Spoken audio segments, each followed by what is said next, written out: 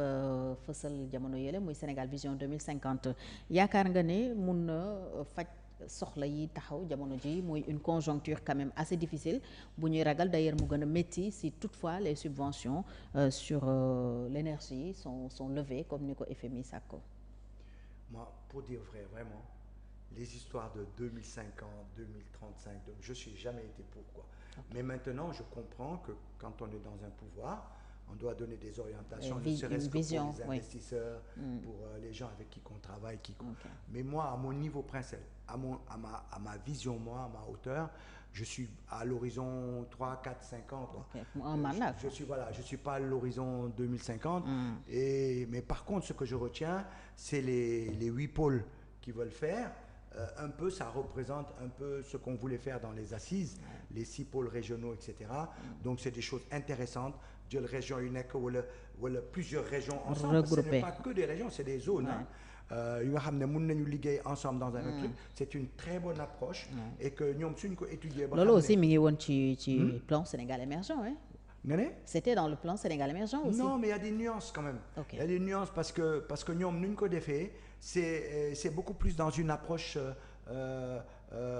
On doit tenir compte de la localité. On doit tenir compte de ce que les populations au plan local ont. Tu vois. Donc, par exemple, sur Deme Kaolack, au lieu que les, je sais pas moi, les camions de la du Mali, d'Igno, Dakar, est-ce qu'on peut pas créer à Kaolack là-bas quelque chose, une plateforme, etc., et qui font quand le camion Igno récupérer, décharger, qui font que ça va rendre la ville de Kaolack plus dynamique, etc., avancée, etc. Donc c'est beaucoup plus dans le plan régional, et en plus les populations locales, par exemple tout l'or qu'on a. Est-ce que les populations locales en bénéficient? Ils sont dans la poussière, dans la pauvreté, tu vois, et ça c'est pas normal. Vous récupérer l'or dans ton côté, une part, hélicoptère, donc je pense que la démarche n'est pas la même. Deuxièmement, la démarche de dire contrat investisseur, ça doit être des contrats win-win, gagnant-gagnant. Il faut absolument que nous voyons notre intérêt. Nous sur la pêche. Là où on avait 2-3 milliards, le Maroc avait 120 milliards de francs CFA pour le même type de rapport. D'accord? Nous, on nous donnait 2 milliards tous les ans ou tous les, je sais pas. C'était pas bien fait. Donc, je veux dire par là, ça c'est important. Donc, nous, fait, ça ressemble beaucoup à ce que nous, on avait voulu faire dans les assises. Et ils l'ont amélioré, ils l'ont dépoussiéré. Donc, moi, je me suis dit dans les 5 années à venir. Moi, par exemple, sur la question de l'énergie, c'est comment on peut aller vers le solaire pour diminuer notre prix du kilowattheure, comment on peut former les gens, comment on peut aider les populations à avoir du solaire dans les ménages et tout ça, et diminuer effectivement leur charge au niveau de l'électricité. Sur la question du minerai, c'est comment aujourd'hui on peut travailler nos minerais de fer avec le gaz que nous avons, de faire en sorte qu'on obtienne de l'acier, et l'acier c'est beaucoup plus rentable que de vendre du minerai brut. Ils ont arrêté tout le procès, je pense qu'ils y réfléchissent. Donc aujourd'hui, aller vers ces types de structures où on peut transformer notre minerai avec du gaz. Travailler sur la question de nos ressources au plan général avec un esprit au sens patriotisme, le patriotisme économique. Ce n'est pas quelque chose qui a été développé que par les PASTEF, le PASTEF. C'est des choses qu'on développe depuis des années, mais qu'eux, ils ont su prendre et le vendre aux masses. Nous, on n'a pas réussi vraiment à le vendre. C'est resté une affaire intellectuelle dans nos discours et tout. Nous, ils ont réussi à le vendre. Le patriotisme économique, c'est quelque chose de très important. Et donc, ils sont dans cette dynamique. Et je pense que l'OLU est rupturbé, en fait. Alors que le PSE, c'était pas ça.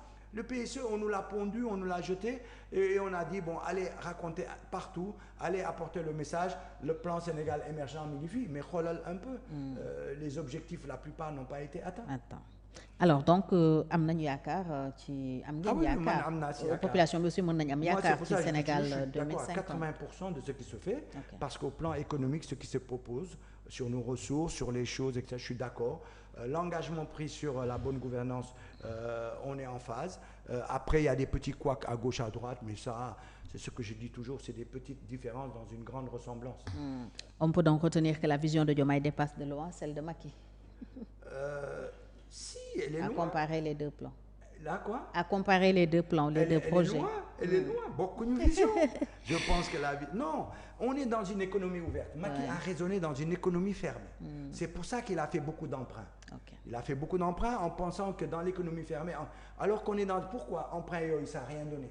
Parce que quand on a construit les ponts, quand on a construit les stades, quand on a construit l'aréna, quand on a construit tout ce que tu veux là, mais les étrangers qui ont construit ça, seen xaalis anamu lu ñu gagné anamu bàyyi nañ ko fi. dañ ko yóbbu. Donc moom il a fonctionné dans le cadre d'une économie fermée en pensant que gars yi dañ bàyyiwuñu ko fi dañ koy yóbbu. On est dans une économie ouverte donc moom lu mu def yëpp en fin de compte lu mu ñu bàyyi yëpp qui est pas mal ah. lu mu bàyyi yëpp d'accord mais on n'y a rien gagné.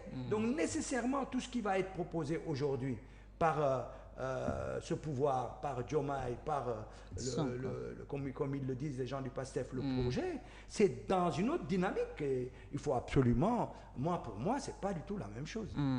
Alors, ban message tey ngay adressé aux acteurs politiques mais aussi citoyens sénégalais surtout pour que démocratie bi continue di nekk démocratie bu ñëpp di gis seen bopp. C'est-à-dire le dernier message pour peut-être à la classe politique. Oui, et aux acteurs pour avoir une démocratie assez inclusive et la maintenir surtout que aujourd'hui sur les rails. On a toutes les armes. On a toutes les armes